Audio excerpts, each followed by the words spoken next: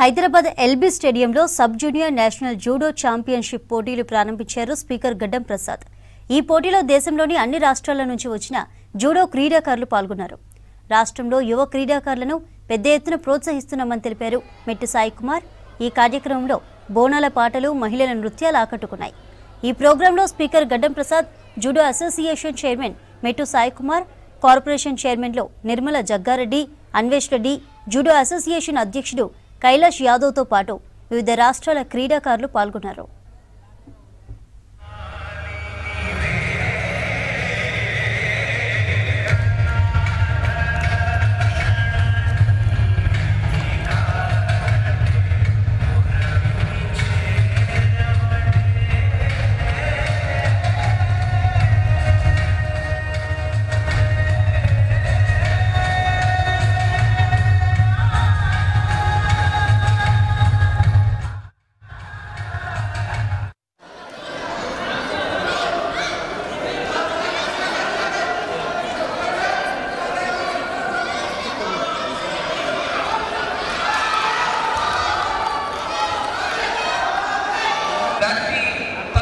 महाराष्ट्र की white corner Kiran Punjab blue corner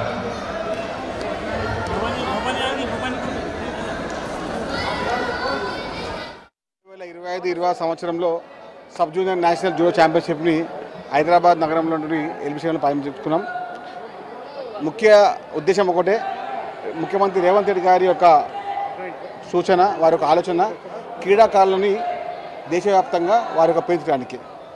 దానికి అనుగుణంగానే దేశవ్యాప్తంగా అండర్ 14, అండర్ 7 సంబంధించినటువంటి జూడో ఛాంపియన్షిప్ని హైదరాబాద్ నగరంకు ప్రారంభించడం, 31 రాష్ట్రాల నుంచి రావడము, గణనీయమైన హైదరాబాద్ నగరంలో వారి యొక్క పేరు ప్రఖ్యాతిని దేశవ్యాప్తంగా తీసుకురావడంలో జూడో యొక్క కార్యక్రమానికి గౌరవ పెద్దలు స్పీకరు గడ్డం ప్రసాద్ గారు వారి యొక్క చేతులపై పాయం జరిగింది. అదేవిధంగా హనుమంతరావు గారు కానివ్వండి, నా తోటి చేరినటువంటి అన్వేష్ రెడ్డి గారు, నిర్మల జగ్గారెడ్డి గారు, చాలామంది నాయకులను పిలిపించుకున్నాము.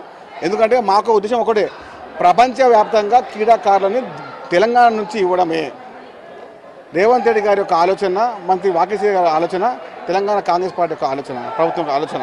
తద్వారానే 31 రాష్ట్రాల నుంచి, అంటే కొన్ని యునైటెడ్ స్టేట్స్ రాష్ట్రాలు కూడా వచ్చినాయి.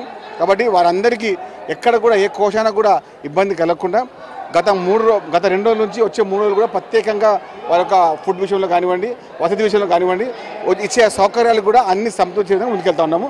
క్రీడాకారులని తెలంగాణ నుంచి ప్రతి ఒక్కరిని తయారు చేసే విధంగా క్రీడల యొక్క పాలసీ తీసుకొచ్చిన రేవంత్ రెడ్డి గారికి ప్రత్యేకత తెలియజేసుకుంటూ, క్రీడల యొక్క వ్యవస్థను నాంది పలికేది తెలంగాణని.